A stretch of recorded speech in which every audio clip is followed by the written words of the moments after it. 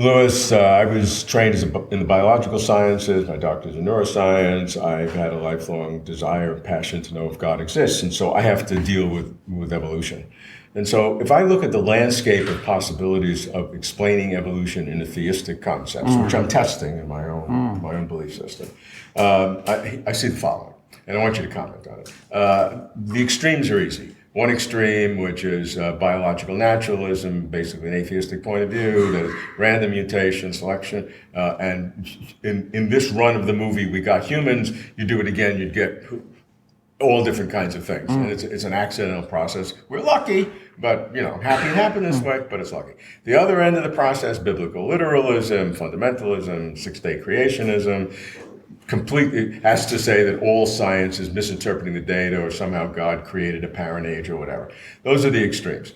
In the middle, you can have God creating the process of evolution, but doing it so cleverly that there has to be no intervention whatsoever. It will naturally have a trophism, a directionality towards producing humans, which God wanted to do. And then the third one, or the fourth of the four, is that God created the laws of evolution, but has to intervene every so often to direct it in the right way to get it. So those are the four possibilities. Did I leave anything out? Which do you favor?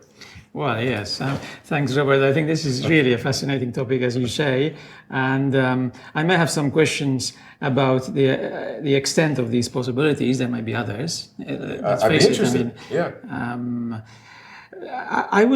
My way of addressing this whole area is to consider the phenomenon as it is. And rather than concentrating on genes or on molecules, and so on, as giving priority in our explanation to what is happening in the micro level. We have to also to consider the organism as a whole and also humanity in all its characteristics. So in a sense, we see the variety of species and humans having these particular characteristics of intelligence, of the will, and so on. So this is part of the data as well. Now, let's come to a theistic kind of view. How can it be sustained? How plausible is it? Certainly, within a theistic framework, one of the major assumptions or points of departure would be creation itself, that everything depends on the Creator, and the laws of nature included. So when you say that, how could it be, for instance, sometimes people ask questions, how could it be that the contingency within the whole timeline of evolution, how could this be consistent with a loving God, a God who wanted creation to follow in these steps when there are these random mutations? I suppose that question should be better understood if you realize that God is actually containing the whole story. From his point of view, there is no past or future. This is how God is expressing his love towards creation. And we are discovering the intricate mechanism that is actually how it has been happening through the centuries. Now, of course, I think it's always a challenge to understand God. We're not saying that we understand exactly all the details. Of course, as Saint Augustine says, if you understand it, certainly it is not God. So we must acknowledge that there's a mystery involved. Now, having said that, I wouldn't like to just close the door to inquiry. So now let's consider your possibilities, because you said first possibility is completely materialistic. But even there, I would say, the question of God is still present. Because people must start with some matter and it starts with some motion and so on. Now, these things are not something that we're discovering today. These have been questions that were confronted since the early scientific era. And some suggestions, like Descartes', take the form of saying that God is the creator of matter in the beginning and of the initial motion, and then the whole thing will, as it were, follow according to the laws of nature. That was one kind of solution. It's my second category because God is the one who created that. So God did that, but didn't have to have any further intervention because it was going to generate in the future. The first alternative is that looks the same on the surface, except there's no God involved, and then we just happen to end up this way. Then you have to use anthropic reasoning to say, well, the reason we think we're so special is because we're here to see it. If we weren't here, it wouldn't be here. So all the other possibilities that didn't exist, we weren't there to observe it. So, there's explanations for that. So what you're describing is the second alternative where God set it in motion and didn't have to do anything else because it led to human beings. Well, you have to be careful that when we imagine God as being, as it were, at the beginning, giving existence to these particles and giving motion, we are still working with the model of God within time. In a sense, as if he is giving some motion in the beginning and particles at the beginning and then sitting back and watching how things will go.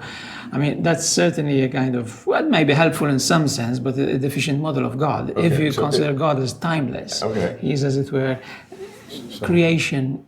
No, I understand that, but how does that help us? If God is timeless, how does it help with the problem I'm facing with my alternatives? I think your problem would probably be best explained in terms of contingency. What worries us is that this process, the biological process, is manifesting itself now as a highly contingent process. Yes.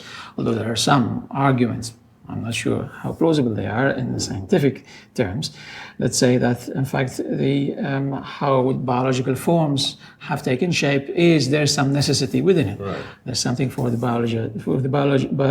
biologists to discuss. But we are facing a process, we are seeing the process is highly contingent. Now, why should that worry the theist? I mean, it should worry the mechanistic philosopher, because mechanistic philosopher is always looking for necessary laws, that everything should be necessary somehow, just like free fall in physics. While within the biological sphere, we're saying that there is contingency, and that's part of, as it were, the reality of life. I just want to add one question here about where do we place humanity in this? As it were, Homo sapiens seems to be a very special kind of chain within the whole process because of our ability to think about ourselves and not, as it were, waiting for the environment to change us. But given our intelligence, we can change the environment instead of changing ourselves. So if do you see that fundamental difference as a qualitative step function difference or just a gradual quantitative difference that after a while we recognize some difference? I would say definitely a qualitative difference, but I wouldn't like to make it, as it were, just like a definite second, as it were, momentary switch. Certainly the appearance of language and self-reflection is of tremendous importance. It may have taken time to appear. However, it's certainly a qualitative jump because, in a sense, as one biologist says, the human species is not any longer within the normal mechanism of natural selection, but that system has brought forth something that floats freely within the system because of our own ability to change the environment. I think that occurs after humans achieve this rationality. Now we're involved in doing things much faster than evolution. Yes, we're intervening. I think that's a very important issue, but I think that's a subsequent issue. I'm looking to how do we get to that stage? Is that just a continuity of the gradual progression, or is there some sudden change or some quantitative difference that suddenly yields a qualitative difference? I would say that from my research into this area, I wouldn't like to make the qualitative difference that you're trying to refer to as being some unique, because there were qualitative differences of this kind the jumps, as it were, in complexity that we see from the very beginning. It's one of the many jumps, if you want to call them jumps, that we see. It is, of course, of a different kind.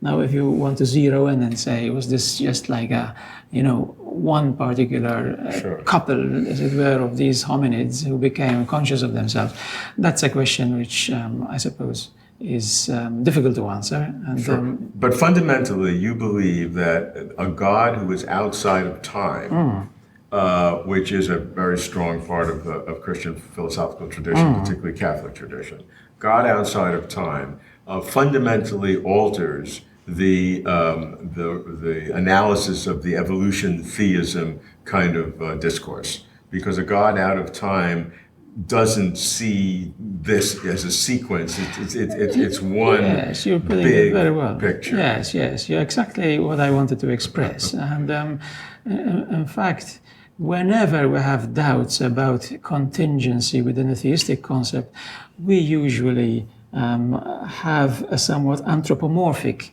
model of God, and that's where the problem starts.